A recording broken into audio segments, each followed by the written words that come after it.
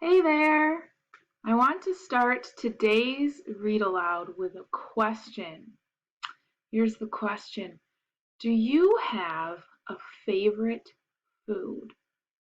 Maybe your favorite food is pizza. Would you love to eat pizza at every supper? What about every lunch?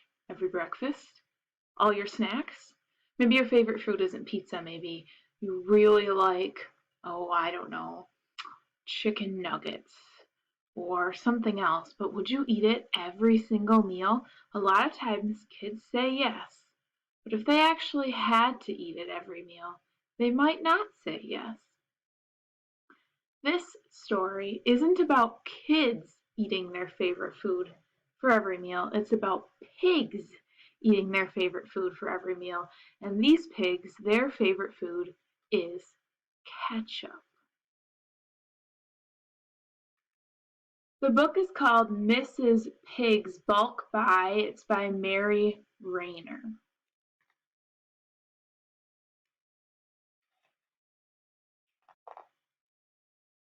A long time ago, when the piglets were very small, Mrs. Pig went out to do the week's shopping as usual.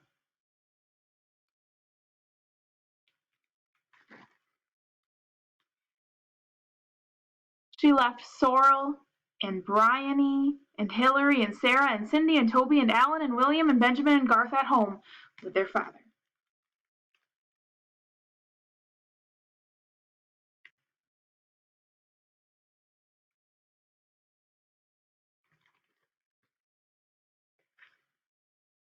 Mrs. Pig went round the supermarket with a big shopping cart until she reached the tomato ketchup shelf. There she paused. An idea came to her, and a smile spread across her fat face. She put 6 enormous jars of ketchup into the cart and went on with the rest of the shopping. When she reached home, all the little white piglets rushed down the hall to greet her. "Hello!" they squealed. "What have you brought? What have you bought?"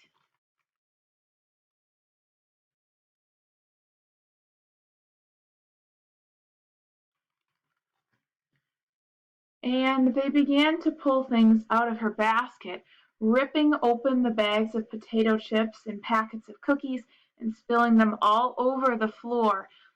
Scrunch, scrunch went their sharp little feet, and munch, munch went their greedy little jaws. "Leave those things alone," said Mrs. Pig, cuffing them away with her hard trotters and picking up what was left of the potato chips.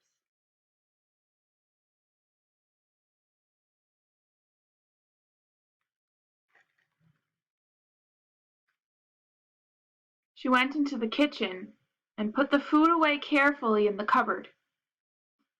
She placed the 6 jars of tomato ketchup on a high shelf and gave a little chuckle. Usually, whatever she cooked for the children, they would be sure to ask for tomato ketchup on it. They had it on all the usual things, such as egg and french fries. But that was not all.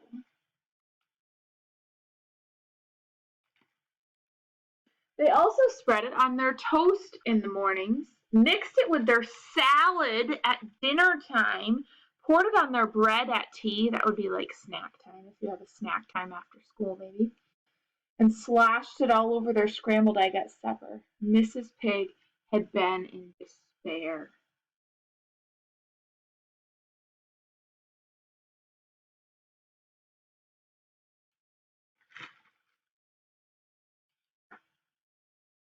No matter how carefully she flavored the stews or spiced the puddings, the piglets always squealed for tomato ketchup.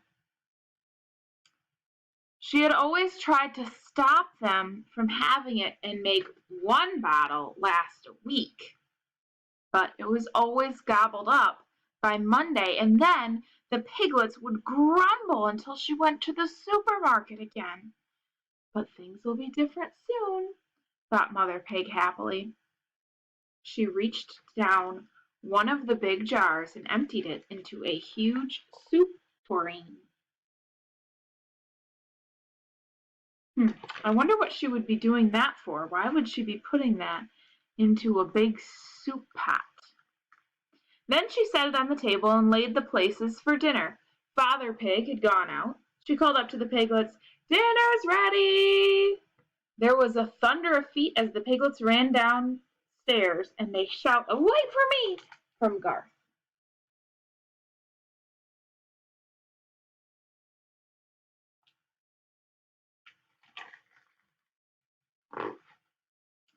"What are we having?" asked William Pig, and he leaned over the tureen and lifted the lid. "What's this?" "That's your dinner," said Mrs. Pig. "For the first time in your lives you can have as much tomato ketchup as you like. Help yourselves."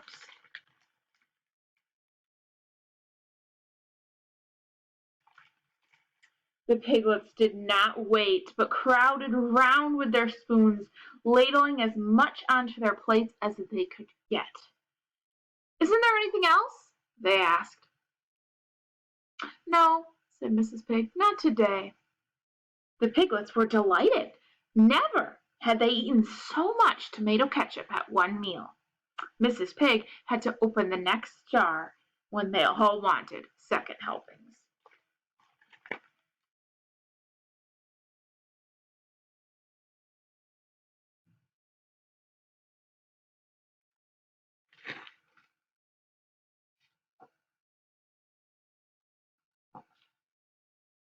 The afternoon was fine, and they all went out into the garden to play in the sand pit. They made a long road for their cars and trucks.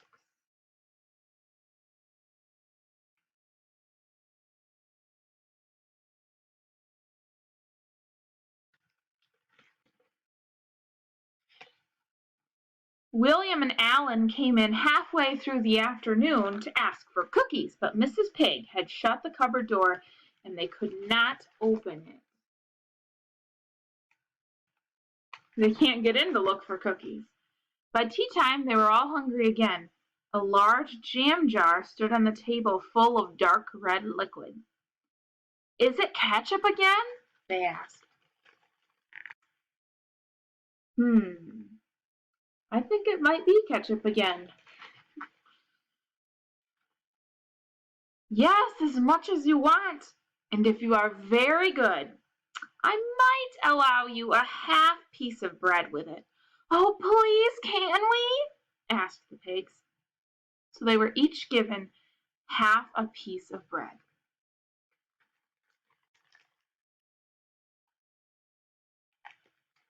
After tea, they watched television.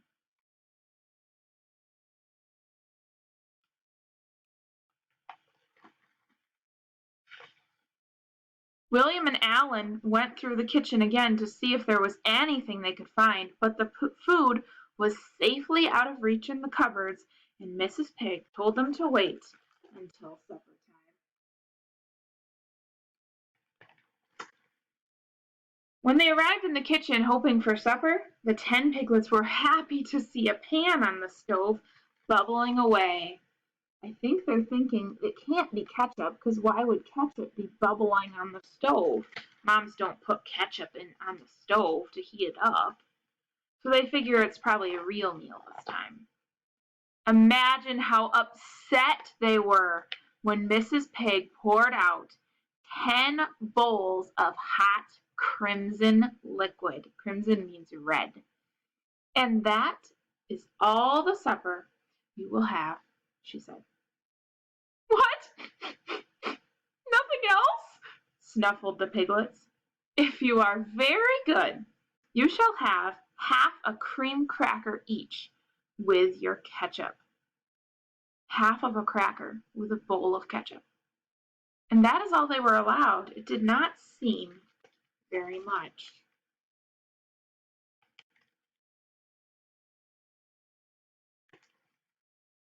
As they went up to bed, they were feeling uncomfortably empty. They looked so sad climbing those stairs.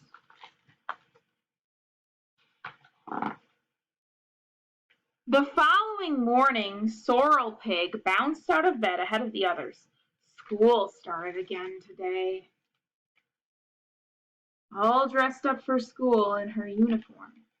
She hurried downstairs. Cornflakes, she was thinking, and then a bowl of Rice Krispies, and perhaps some instant oatmeal, if she could manage the kettle, and 2 slices of toast, and butter, and marmalade. Do you think she's going to be able to eat those things for her breakfast on this first day of school? She opened the kitchen door, and there, on the table, was the 5th jar of ketchup, surrounded by 10 cereal bowls. She tried the cupboard door. Locked. Sorrel did not feel like ketchup for breakfast, so she went off to school on the train without any breakfast at all. You're supposed to have breakfast each day. It's the most important meal of the day. When the other piglets came down and found nothing but the large jar, they were not very happy either. Have a bowl of cereal with your ketchup, and that's it, said Mrs. Pig, doling it out briskly. They were so hungry that they ate it, in spite of the way the ketchup lay in blobs and lumps stuck to their cornflakes. Ugh, so they're having some cereal mixed with ketchup. That just sounds disgusting to me.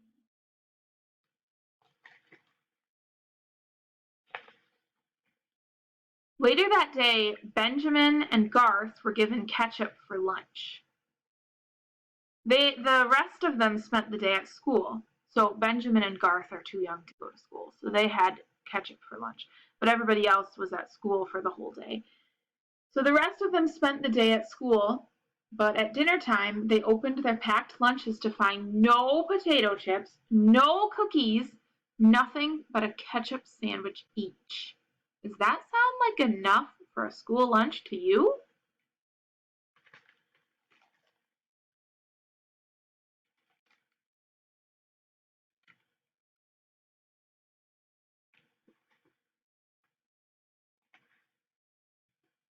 By that evening, the piglets were desperate.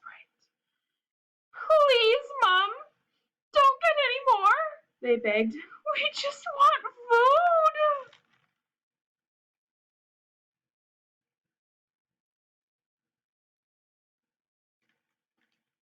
food. Mrs. Pig beamed. That means she smiled very widely. All right, I promise. No more big jars. Perhaps an ordinary little bottle now and then.